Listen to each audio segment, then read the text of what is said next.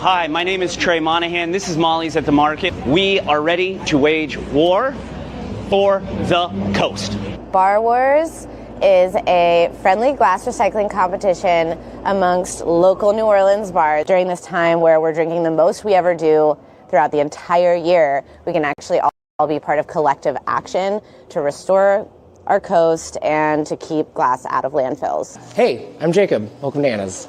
We go through a lot of glass, and it makes me feel a lot better to have it going somewhere that's going to be useful instead of just a landfill. Recycle That is all about parade sustainability, reducing all of that waste that's out there in the streets, getting into the storm drains. Bar Wars is one of our new components of Recycle That this year. I'm Ryan Scully, proprietor of DJ's Lounge. Happy Mardi Gras, everybody. Oh, yeah. And recycle your glass. I hope to see you over the Mardi Gras season. You better get your glass in this bin.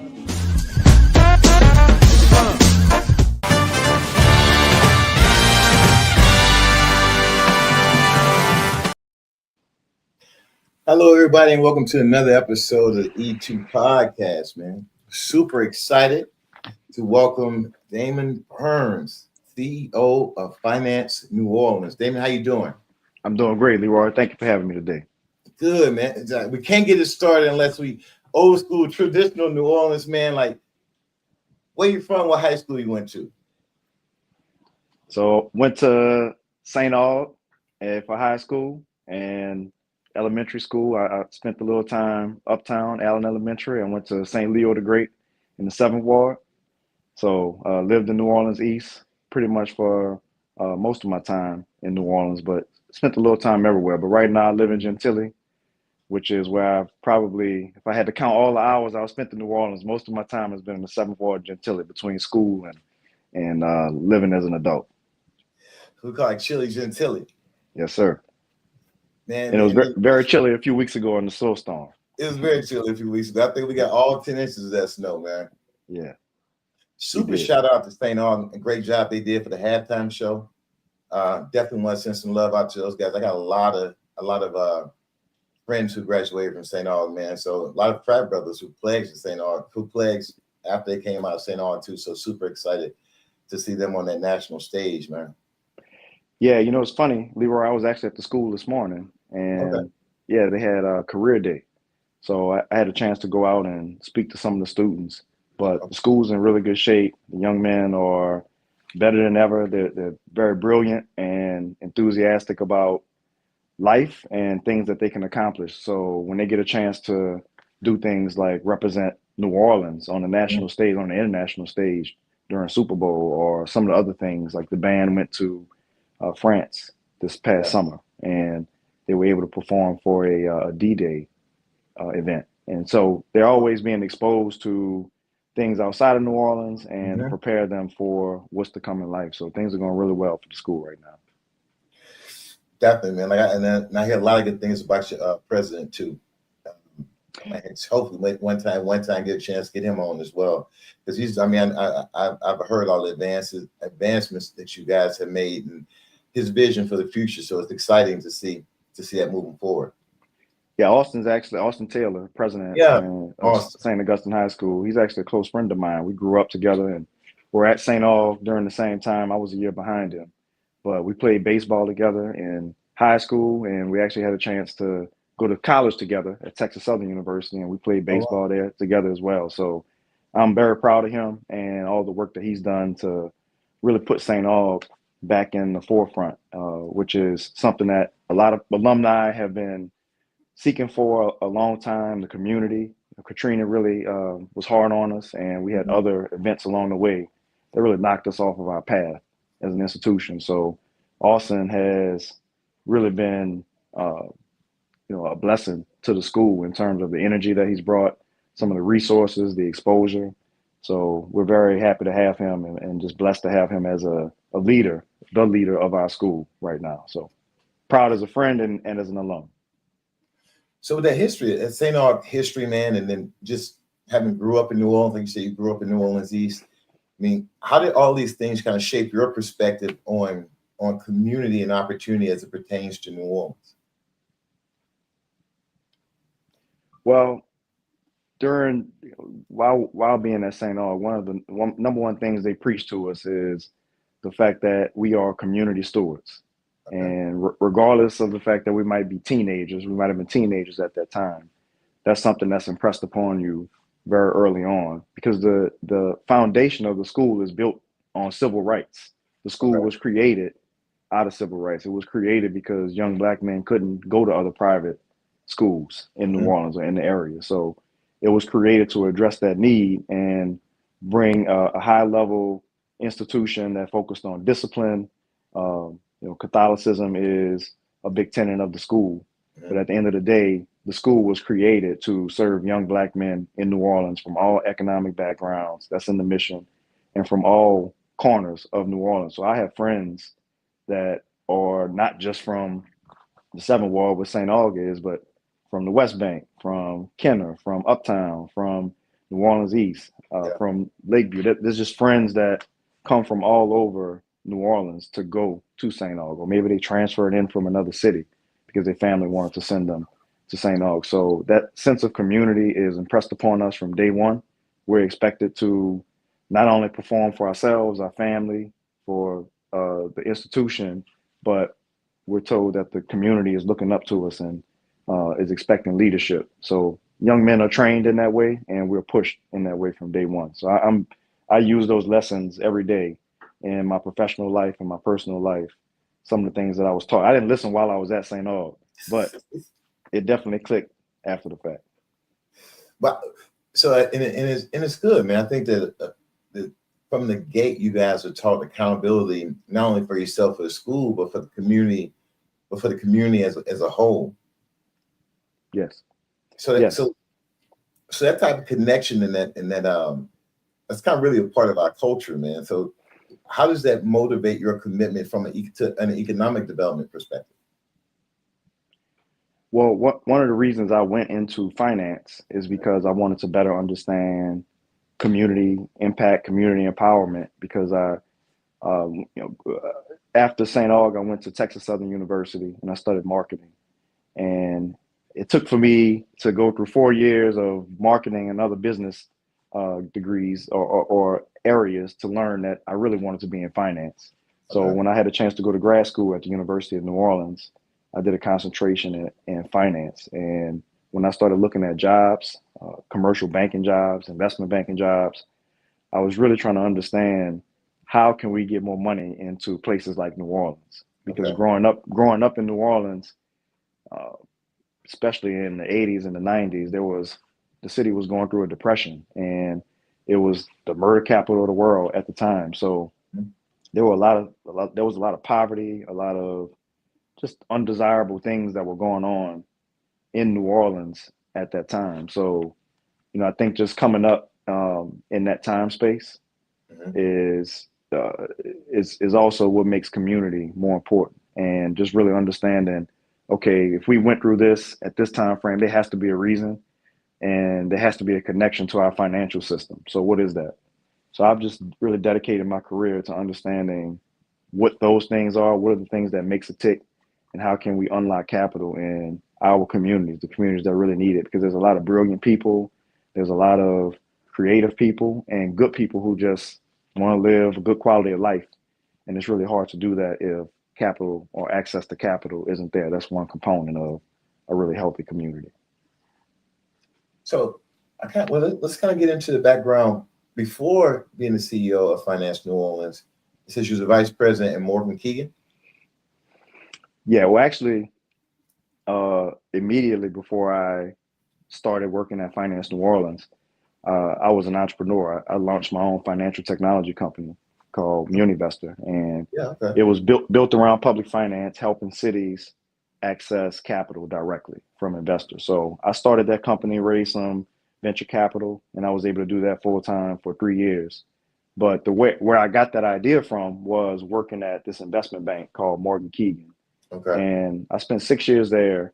It eventually became Raymond James, but it was, an opportunity for me to work with cities, state agencies. And as a matter of fact, my very first client when I was working at Morgan Keegan was the Finance Authority of New Orleans, or Finance New Orleans, as we call it today.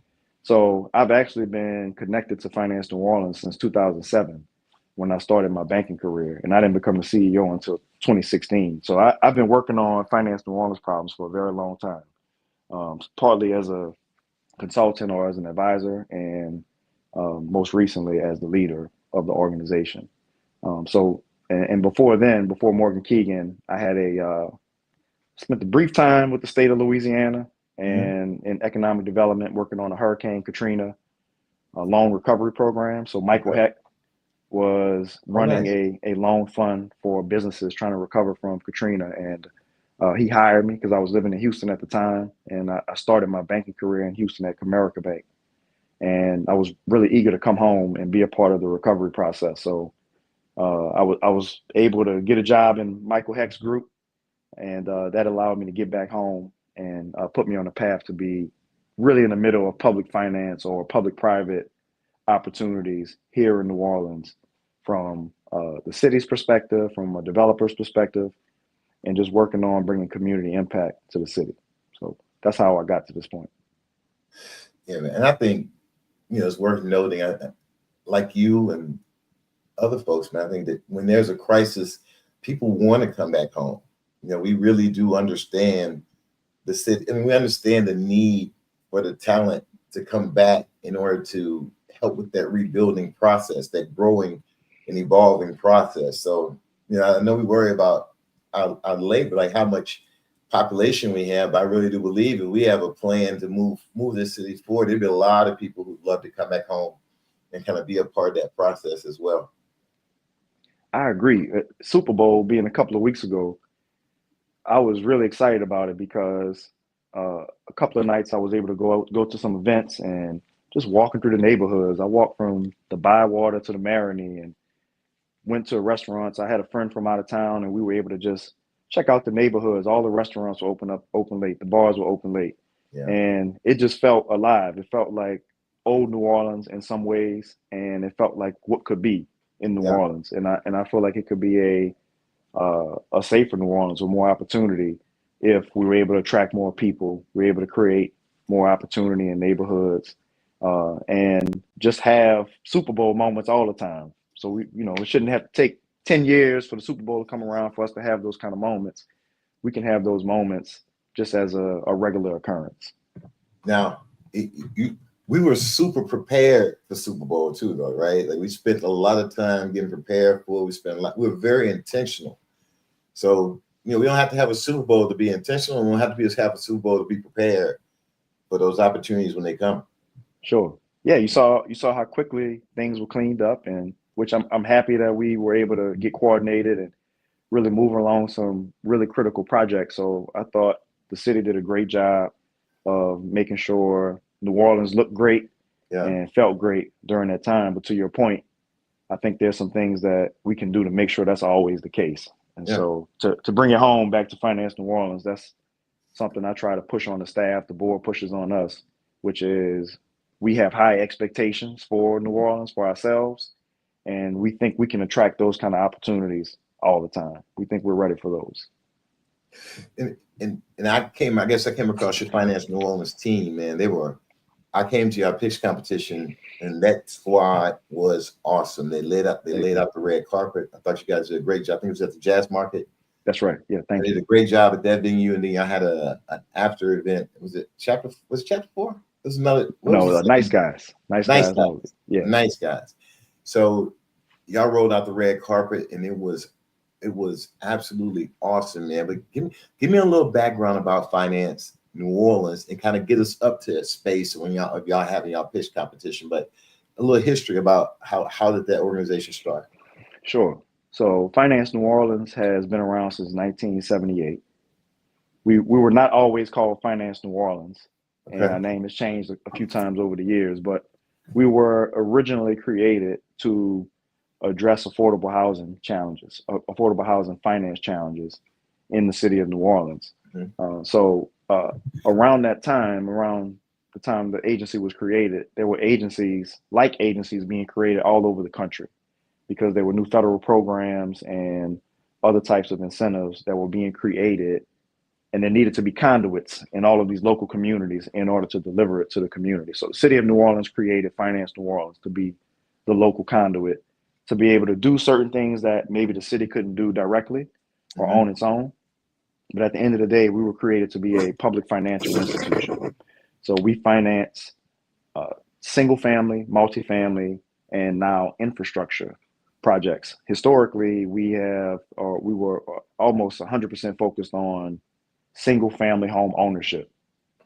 So Finance New Orleans helped a lot of generations of New Orleanians buy their first home, which led to their second home or an investment property or them being able to send a child to college. There are a lot of success stories, and we hear them all the time, even to this day. So the foundation of the agency is really built around community home ownership and creating access for individuals who may not be able to walk into some of the private financial institutions or private banks that have mortgages or that provide mortgage access. They may not be able to break down the barriers of access in those institutions, not because they don't have a job, not because they don't have a good credit. It's just because all of the factors that are necessary to achieve home ownership, especially in this environment, it requires a package. It requires an investment. And so most individuals, particularly young people, are trying to build up. They're trying to get to that point. The home ownership is really important to the city's well-being. It's important to the city's longevity. So this city and many other cities incentivizes home ownership through agencies like ours and we provide below market financing, ideally below market financing. That's not always the case, but below market financing and down payment assistance for a homeowner, for example, or for a developer who wants to build 30 or 50 units of affordable housing. We provide a financial package for that developer as well. And you mentioned the sustainable innovation or the resilient innovation challenge that we did last summer. And our new area of investment is infrastructure and innovation. That's something that we didn't do in the past. And the reason we're doing it now is because Hurricane Katrina really had a negative impact on our financial condition. I mentioned a moment ago that we're a financial institution. So we had $400 million or a $400 million balance sheet, I should say. And that's a pretty decent sized asset base for a community like New Orleans. And we were able to use that asset base, that community asset base, to create more home ownership opportunities or to create more development opportunities. Well, almost immediately after Katrina and the recession, our balance sheet was decimated. So it went from 400 million to 30 million. So when I started with the organization in 2016, we were down to 30 million. And the charge that I was given by the board was to figure out how to regrow it. We were a pillar in the community. We want to be a pillar again. We have a wide, diverse array of tools, public financing tools that we can use. Let's take advantage of them. So that was the charge that the board at Finance New Orleans gave to me in 2016. So part of the decision that we made to go in the direction of infrastructure was built around our experience during Katrina. So we financed a lot of homeowners, and those homeowners had to up and leave. They had to sell their homes. They had they got the insurance proceeds, or they decided to move to Atlanta or Houston. So our neighborhoods were emptied out, which means our portfolio had to be paid off. And so one of the lessons learned was that, okay, well, we also need solid infrastructure around these housing investments that we're making, because they go hand in hand. And not only that, for a community, but for us as an institution, we need to be more diversified in our asset base. So not only do we have single family, we have multifamily, we have infrastructure assets as well that we're building. So we launched that new strategy in 2020, and we've since been able to launch a handful of programs. We've supported several sustainable multifamily or rental projects in the city. We are preparing to launch a green mortgage program, which essentially helps somebody buy a home, but also helps them upgrade it, make it sustainable, make it hurricane ready. And then thirdly, we're financing infrastructure projects like community solar or microgrid developments. And there are other types of opportunities like clean manufacturing. We were talking about some of the OHUB companies that may have manufacturing needs down the line. So we're trying to attract or use our public capital to attract those kind of investments or opportunities to New Orleans as well. So that's why we held that Resilient Innovation Challenge last year, is to draw attention to some of the things that we want to do in the city, but also to create a bridge for climate tech companies to start working with public agencies like ours. So a lot of startups shy away from doing work with government, because as a startup, you need to move fast. You need money today. You don't need to wait 2, 3, 4, 5 years for things to happen. But the reality is governments operate on a 100-year time scale. So when we make investments here at Finance New Orleans, we got to be thinking about 50, 100 years out. What's going to be the impact from the city? So governments tend to move a little bit slower, but there is an opportunity, if we do it the right way, to start plugging innovators into city projects, because what makes a project sustainable is the technology. It is the green or climate technology that we can integrate into a home building project or a commercial office building or some kind of community solar technology that makes things more efficient. So we need those technologies to go along with our public finance investments or our public investments in order for us to upgrade the city's physical infrastructure. So that was the driving force behind us taking a step into the technology world because that's just simply something that we had not done before. It wasn't really necessary, but we made it a part of our strategic plan to build out that ecosystem and connect or build a bridge for innovative climate tech companies to help us solve infrastructure and housing problems here in New Orleans. Yeah, man. And I kind of want to kind of tag on that a little bit because obviously you have a vision, you know, for how you're going after these properties, going after the commercial side, like, but to also bring that vision of, I think we said this before we actually got online, was the goal now is to make sure that we're tracking the resilience part with the home ownership, tracking the resilience part as we're looking at building this infrastructure, right? Like putting those things in place because these are lessons learned from the experience that we had with Katrina. Yeah, so now, go ahead. No, go ahead, Leroy. Well, I was about to go into the green. I wanted to kind of, you were talking a little bit about how you're using financing to kind of mix in with home ownership, but also making sure that we are building with the concept of how do we be more resilience conscious. And I'm super happy that that my guy Joel Holston had a chance to work with you with Grow.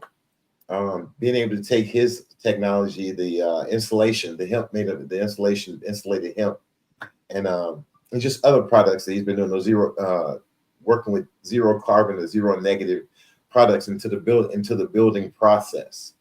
So I definitely want to take a shout out to that. And also, I think Calla Fleming also was working. Yeah. She was working with the Frontline Gig, being able to organize green labor and get those guys engaged as well. So definitely, man, and thank you for that.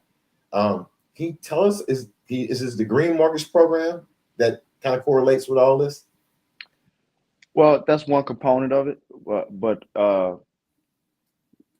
really we developed a special project or program specifically to help integrate these technologies.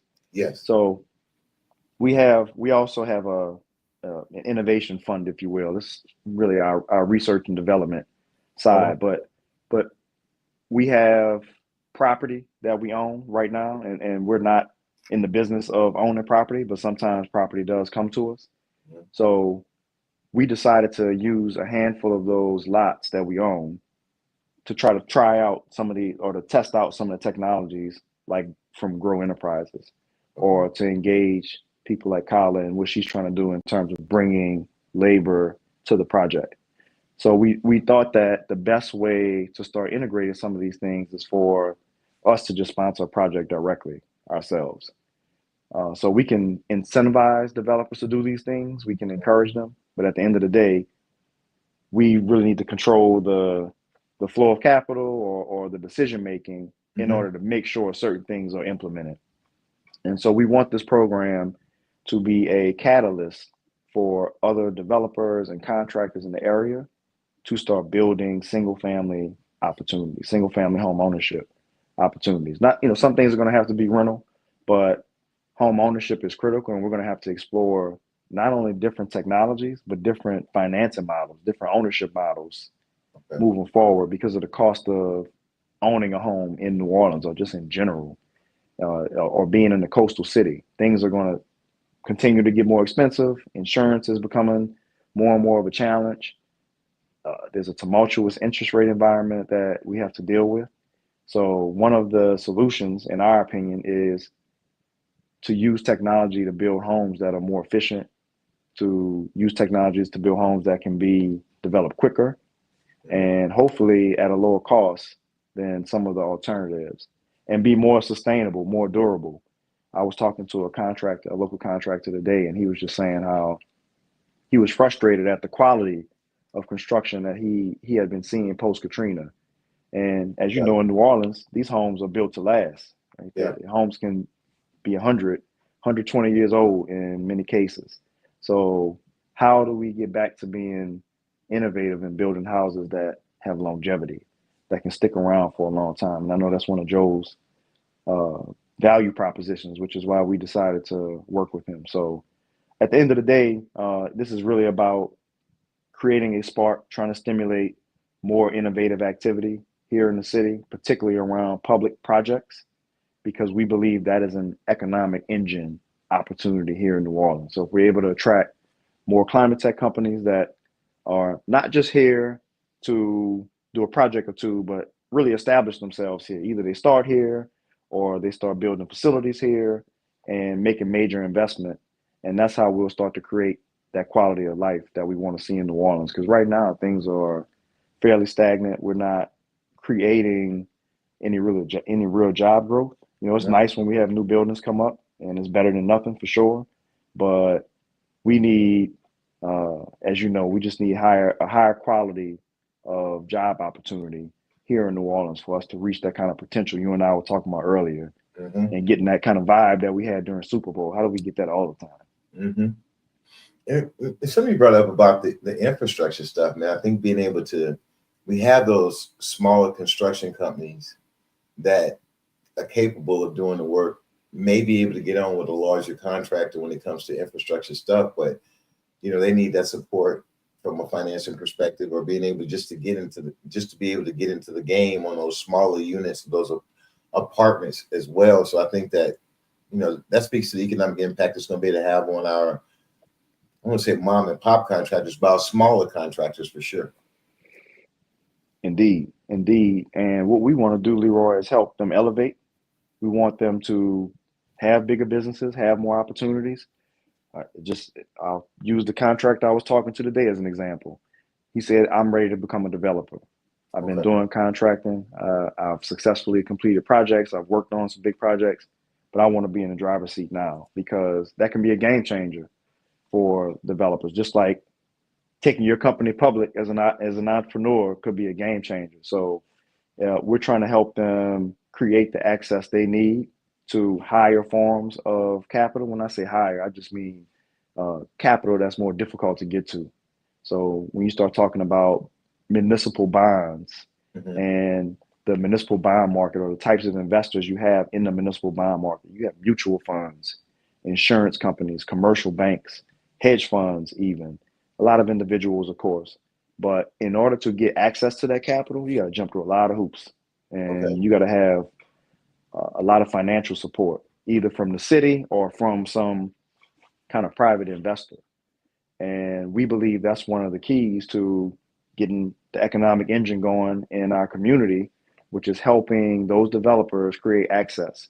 And we ask the developers all the time, what's that deal size that's going to be game changing for your family?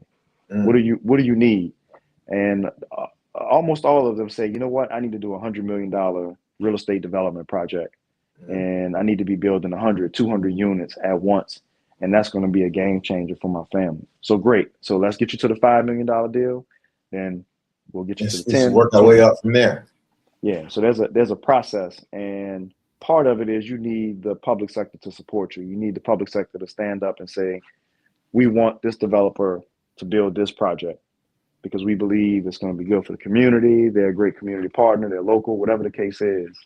So we're just trying to, as much as we can, use our public resources to create economic opportunity for those developers, a homeowner, or a climate tech company like Grow Enterprises or Frontline Gig. So like your properties that you, and I'm just thinking back, the properties that you have on the books, just in case you want those sold. Are you looking for folks to buy those properties as well? That is the intent. So we, at least the properties that we're developing directly, we have 5 lots that we own, but we have some other community partners who like what we're doing and have offered for us to co-develop some of their properties too. So ideally we'll have, so anywhere from 25 to 50, and we'll do a few phases so that we can have some critical mass of success. But ultimately we are building these first few projects just to see what works, just to see what can happen from the development perspective all the way to the homeowner. Because what we learned during our showcase last year was that, number one, the community knows what they want. And they are the best source of what's going to work in the community and what's not. And oftentimes they get ignored in the innovation process. And we're guilty of that too. We didn't pay enough attention. So we had some good partners at the table that helped us navigate that process. And at the end, before we went too far, we did spend some time communicating with members of the community, neighborhood groups, and we put the startups right in front of those community members. Oh, nice. Yeah. So the startups were able to pitch to the community groups, and they got better questions from the community groups than they did from the investors and the other panels that we put forth. Because again, the community knows what they want. So a lot of what we do is just really driven by what's needed in the community, and then just trying to be as creative as we can about bringing it forth. So how did you test out a new hemp-based construction material using public dollars? So those are just things we have to be mindful of and be very careful as we handle them. So it takes a little time to get it to market, but at the end of the day, we think it can be an inspiration for the community, for other startups to bring solutions to New Orleans. And it's an education process too. I mean, especially when you're talking about things like a non-traditional insulator like hemp. But also, I think he probably told you guys a little bit about his Hemp Creek as well. I mean, it's just multiple things that products that actually come out of that. And when you were talking to the community, I like the fact you say you took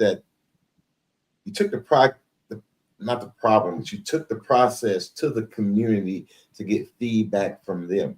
What are some of the things what was some of the feedback from the New Orleans community in regards to climate resilience, versus coming in with what we think is right? What were some of the things they thought was important?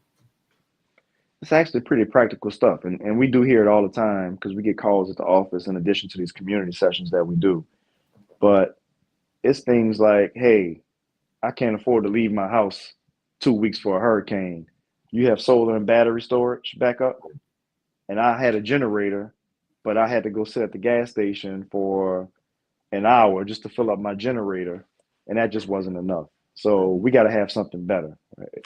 Somebody might say something like that. Or they may say, I live in the 7th Ward and it floods in my neighborhood. And if it floods in my neighborhood, I can't get to my gig in the French Quarter, or I can't get to my music gig and I don't get paid that day.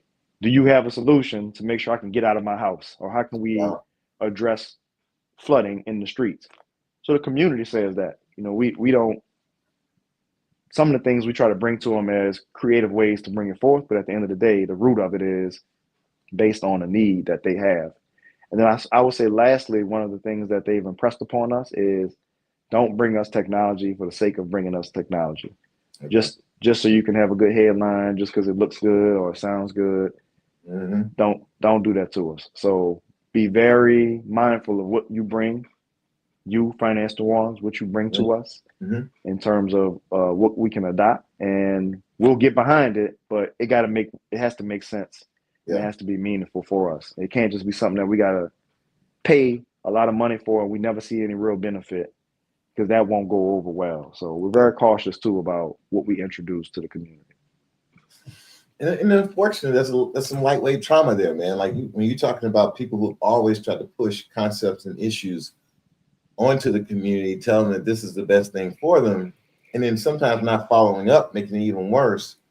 It is one of those things. But I understand. I've witnessed it myself. I mean, just don't so much tell me what I need.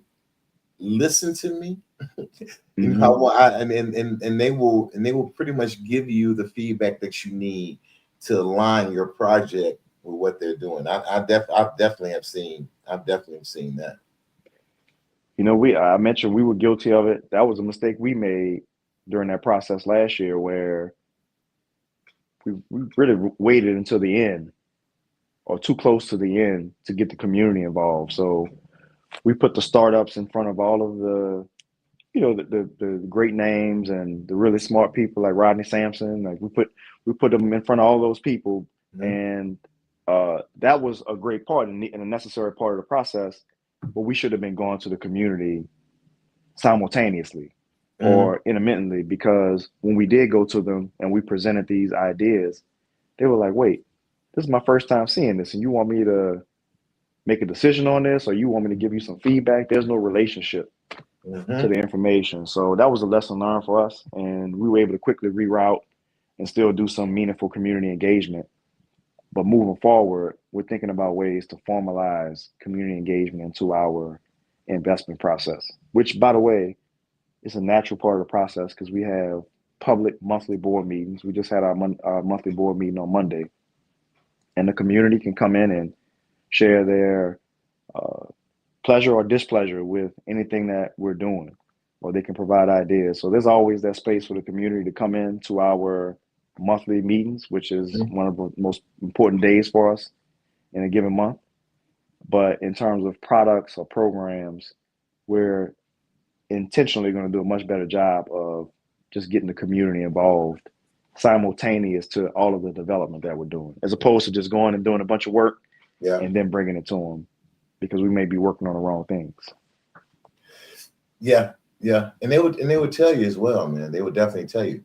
What are some of the innovative strategies you had to implement to make home ownership more accessible? Like in regards to like our city, our community, what are some of the ways that you had to kind of pull that gumbo together of financing?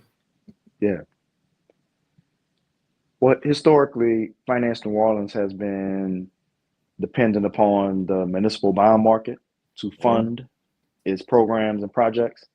And there's been some federal money here and there that has helped us, like some HUD dollars or CDBG dollars that we can pair with the private financing that we get from the municipal bond investors.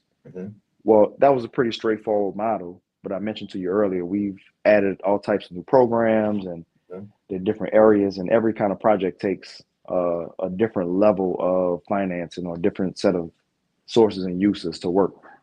So and as it relates to the green mortgage side, one of the areas of funding that we've started to, or new areas of funding that we've gotten into, is philanthropy. And philanthropy has helped us with some of the early research and development, or some of the riskier parts of getting a new program off the ground. So for example, our new green mortgage program, we received funding from the Robert Wood Johnson Foundation to help us really figure it out. We're in the early stages, but they gave us some soft dollars, which will help us do a few more mortgages, particularly for lower income families. So that's a new form of capital that we have historically not had to deal with, but it's something that is much so a part of our orbit now. And then also venture capital, insurance companies. These are groups that, you know, we once just, there was no reason for us to ever even be in the same room or the same conversation as some of those groups. And we still have to explain it to this day. But as I talked to you a moment ago, we want to help some of those climate tech companies bring their solutions to life. So because of that, we found ourselves in innovation ecosystems and trying to attract capital that way. The insurance companies, they know we lost our balance sheet post-Katrina. So we've been approached by several insurance companies about new types of insurance products that'll help us build up our portfolio or finance projects like a community solar project or a homeowner. So it's just not leaving any stone unturned and really thinking through what are all of the sources and uses available in the capital markets and how can we pair them together in a really non-traditional way. Because I'll tell you this, that because of what we went through during Katrina and the Great Recession, we're unique as it relates to finance authorities around the country. There's finance authorities in pretty much every city in this country. So Atlanta, New York, DC, Miami, Houston, LA, San Francisco, they all have groups that pretty much do the same things that we do here, give or take a few items, depending on the locale. But we were all pretty much set up the same ways, and we had the same structures and formats. But the difference with them is they didn't lose 90% of their balance sheet. Right. They kept growing. Yeah, they kept going, and some of them are doing really well. And we learned a lot from them, and they've helped us in our process. But we've had to consider sources of financing that they otherwise would not even think about because they don't need to. But that's also led to us being considered one of the innovators in the space, because we do think there will become a time where those groups are going to have to evolve and start looking at new forms of capital, so on and so forth. So we try to use being at a deficit to our advantage, and it's been working out for us well thus far. So you guys have had a chance to kind of open up your network a lot more and work with different people. Are you finding a lot of outside investors wanting to come into the city? We do, but sometimes you find investors who have the capital and who are capable of making investments, and they have a lot of questions about hurricane protection or climate, or maybe they want to know, has the New Orleans city government complex evolved enough to be able to handle large scale investment or large scale public-private sector projects. So I think that's still one of the stigmas that we have to get over. But otherwise, New Orleans is everybody's favorite city everywhere we go. And I get a chance to travel a lot around the country and meet other people in different spaces, from technology to finance to politics. We cover a lot of bases, and almost always, every trip, somebody says that New Orleans is their favorite city. So I think we get a lot of attention from people in that way. We got to figure out how to translate that into investment dollars. Yeah. So there's a bridge that needs to cover a gap or a gulf between our likability and our investability. So those two things don't always match up. They don't. What was really interesting is that, like you said, the things that people love here, that's the things they love from being here, the things that they take, we want them to take absolute advantage of. I think probably one of our proudest moments during the Super Bowl is more of the feedback of how the people felt received. I stopped talking about it being a hospitality and more of ambassadorship than anything when it comes to our city, right? It's not so much people serving you, it's more of we're so excited about what we have in the space that we love that we want to share it with you. Yes. I think that makes us different. So in being able to, because I feel like we are one of the few cities. I mean, everybody has their favorite spot, but I do think we're one of the few cities where most of the people I run into has the New Orleans memory. Most of them have at some point have came down here. And so being able to get them to invest in that memory and to invest in our future so they can come back and, create more memories, I think is a really, really good, angle to kind of work with them. And I think, our community is the world, actually. Like our network is the world. We host everyone.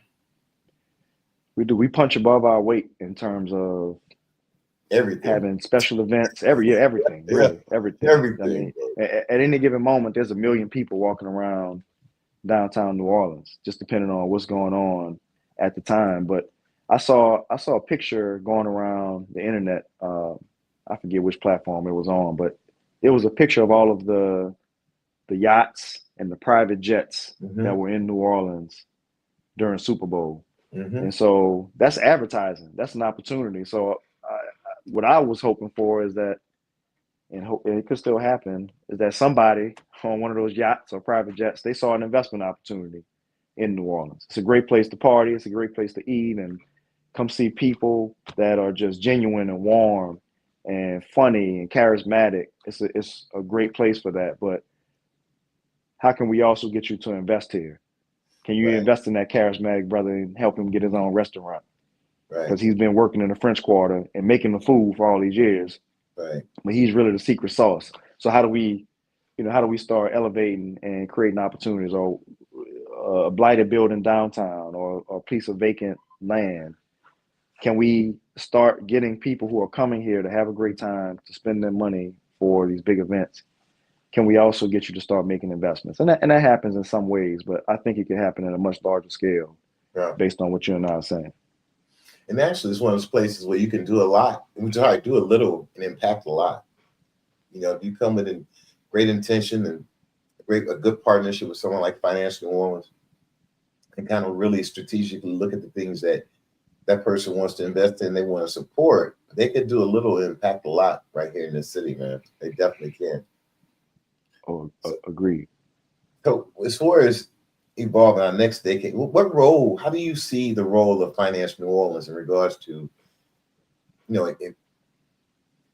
evolving into the next decade, facing the challenges of urban housing and environmental challenges? Like, what do you see Finance New Orleans' role moving forward in that space?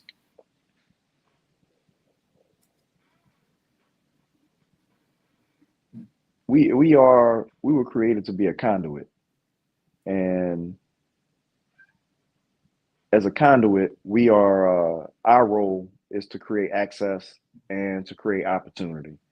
What we're trying to figure out now is how do we create a sustainable financial condition for ourselves that enables us to support the community, because we're only as good as our balance sheet as a financial institution. So at the moment, we're going after EPA dollars, which have been frozen and unfrozen a few times. But those are dollars which will help us to get much needed projects off the ground. We've built up a pipeline of multifamily, single family infrastructure projects, but we need capital to bring them to life. So we're at the cusp of making a lot of those things happen. So I would say, Leroy, in 5 to 10 years, we want to be known as a reliable financing partner for this community. So when there is an opportunity to create more homeowners, the community can depend on us. When there's an opportunity to help elevate that developer from $1 million to $10 million to $100 million, we're the entity that you come to for. We're the entity that's going to take the risk on the community, where the commercial banks, which by the way, we work with private lenders, we work with the commercial banks directly. They help originate a lot of our capital, particularly on the single family side. So I'm not bashing them at all. It's just that there are holes in the capital markets, and we were created to fill holes. So we just want to be more effective at filling those holes over the next 5 to 10 years. I think you guys fill the holes for money and education as well in that space too, right? Yes, we have to educate the community on what it is we're doing. We're reintroducing ourselves to the community in many ways. So there is an education process that we've been going through to let the community who we are, what it is we're offering, why it's important, and then there is a lot of capital we need just to sustain the marketing, to sustain the actual programming over the long run. So a lot of our focus right now is setting ourselves up for the next 10 to 50 year horizon. So it's not bearing a lot of activity at the moment, but in the next 2 to 3 years, we expect to see a lot more activity, a lot more financing coming from our platform, so we can be that reliable community investor. So then I'm going to ask maybe something a little different, and you may have been asked this before, maybe not. How do we, the everyday person in the community, man, like how do we support like what you're doing? What's the little part that each individual in this community understands how important Finance New Orleans is? I mean, the role that you guys have played over the years as far as helping people attain home ownership. Like, what are some of the things that we can do to support you? Sure. So we are created for the community. We work for the community every day. We take that very seriously. So we are here to serve. And I think the best thing that anybody can do is take action. So if you want to buy a home, buy a home. If you want to develop a property, let's talk about developing the property. If you have a creative climate tech concept or infrastructure concept that you want to bring to life because you know your community needs better clean energy, or you need a community solar farm or a microgrid, come talk to us about it. So the best thing you can do is take action and make an investment in New Orleans, or share our information with somebody that you know is ready to make that investment, or is willing or seeking to. So that's what we're here to do. We're here to create opportunity for the community. So the way it's going to work, the way it's going to be reciprocated is if the community takes action and comes out and tries to buy homes, tries to build units, like I was saying, and just make New Orleans an overall better place. And refer people. Like sometimes I think people, if you're not ready to buy a home, you know somebody is, hey, tell them to check out Finance New Orleans. Or you know contractors who are trying to break into commercial buildings, tell them to check out Finance Finance New Orleans. For sure. And I run into people all the time, and they say, this is not for me. This is for my nephew or my daughter or my son. Mm-hmm. So referrals make they go a long way. And I would say that is another form of taking action. If you're not ready to make that investment yourself, letting somebody else know about it and helping them. I like that. Definitely like the referral part. So is there any role when it comes to, I mean, obviously, try to say this, as you're working with other organizations, other partnerships, be it local government, nonprofits, private lenders, what are some of the roles that they can play in regards to advancing the organization's goal? Like, as we're looking at these other organizations who may feel they could feel helpless right now, or maybe not. What are some, or maybe they don't feel like they have a spot in your space? And it sounds like you're being super collaborative and innovative right now. What are some of the things that they can do to kind of help you out too? A direct example, something we're working through right now with our lending partners, commercial lending partners. The concept of a green mortgage is foreign to commercial banks right now. So a green mortgage goes a step further beyond getting somebody into a home. So usually lenders, originators, bankers, they want to help you finance the loan, and they want to move on to the next one. Mm-hmm. When you start involving construction in the process, then it becomes complicated. It becomes problematic. And it makes it unattractive for lenders. Or lenders are typically conservative in their approach and their processes for good reason sometimes.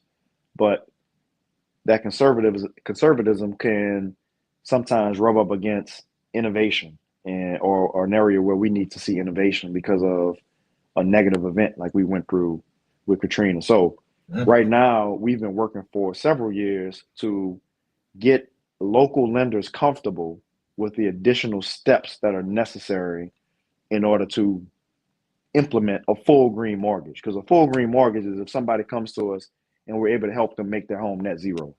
Mm-hmm. So, and there's all types of space in between on that spectrum of helping somebody make the home energy efficient and net zero. So we want to get as close to the net zero side as possible for all of the obvious benefits to our city. And we want to make sure those homes are hurricane ready, they're sturdy, they can withstand high winds, they are maybe built up so they can deal with some of the rising water issues that we have here in the city. But we're building all that into a mortgage. Mm-hmm. So that makes it complicated. So I would say one thing that those lenders can do or other community partners can do is engage with us and help us solve that challenge, help us figure out what the innovative solutions are. It's not always the technology that's the innovative solution. It could be a policy change or a process change. Mm-hmm. And so what are some of those things that we can do to help bring this to life? Because this is important for New Orleans. Mm-hmm. And we're going to keep pushing it. And so they have been really good, they being the local community lenders, a lot of our local banks. I can call them by name. Liberty Bank is a great partner of ours. Hancock Whitney, Gulf Coast has been a part of our program before. NOLA Lending. There's several other partners that are out there that we work with. But those groups, we need them, they're individuals, those people, to really buy into what New Orleans needs. We need them to buy into the climate challenges that we face and how that is something that's real, and we need them to take that back to their companies, even if it may feel like they're banging their heads against the wall at times.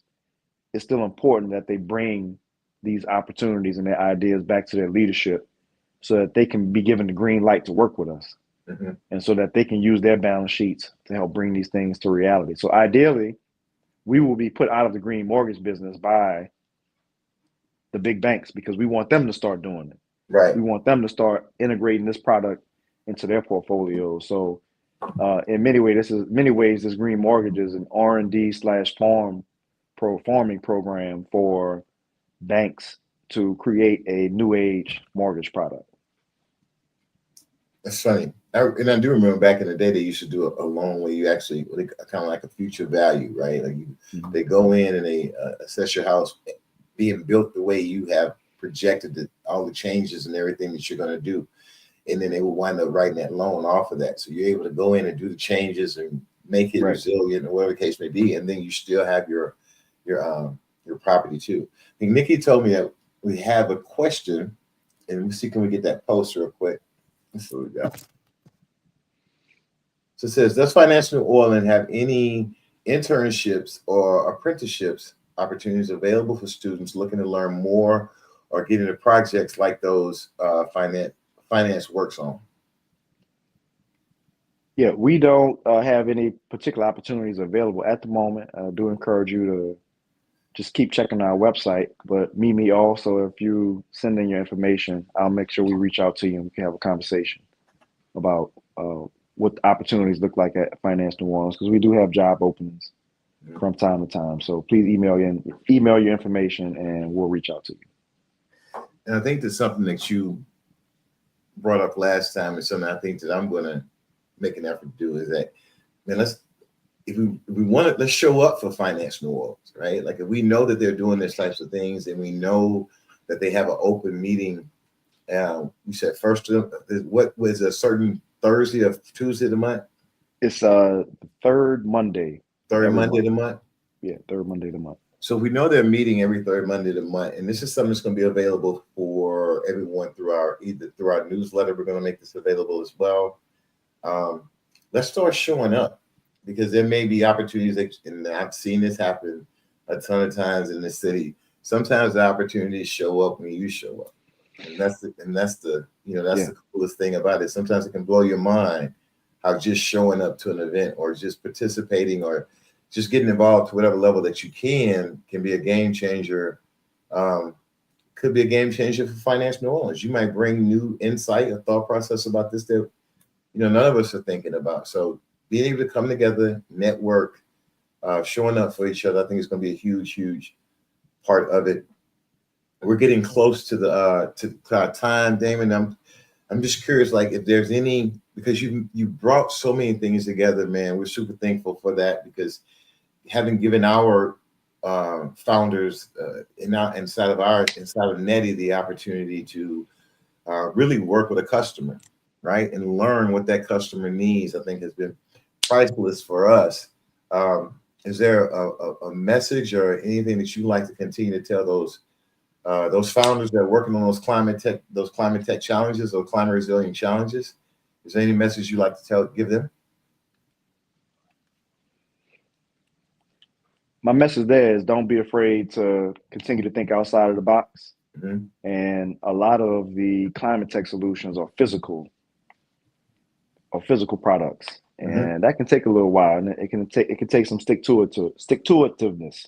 So I believe that the best thing you can do right now is continue to engage. Don't be afraid of engaging cities or government agencies. As I know a lot of people in the innovation space, they might discourage you from engaging agencies like ours.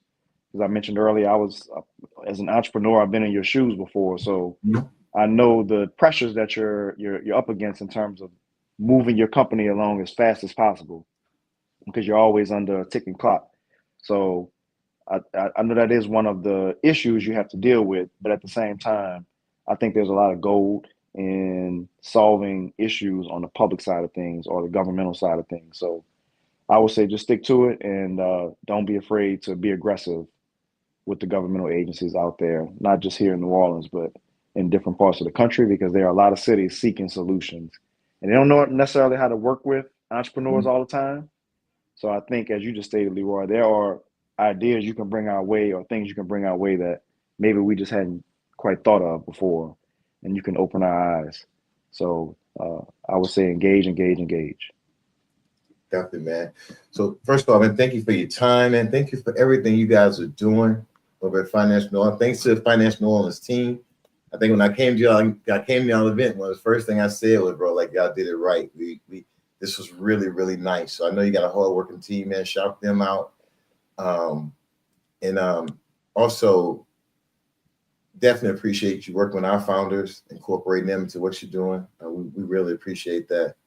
I want to send a shout out. I know you brought up our CEO, Rodney, co-founder.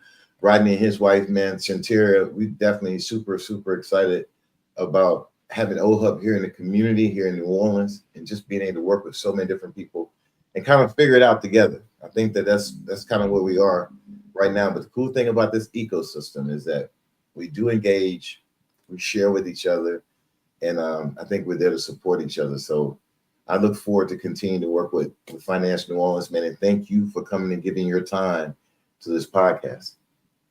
Thank you for having me, Leroy. Looking forward to seeing you and the rest of the team at some of the events coming up. And good luck to everybody out there. Reach out to us, financenola.org. We love to see you make an investment in New Orleans. So talk to you soon.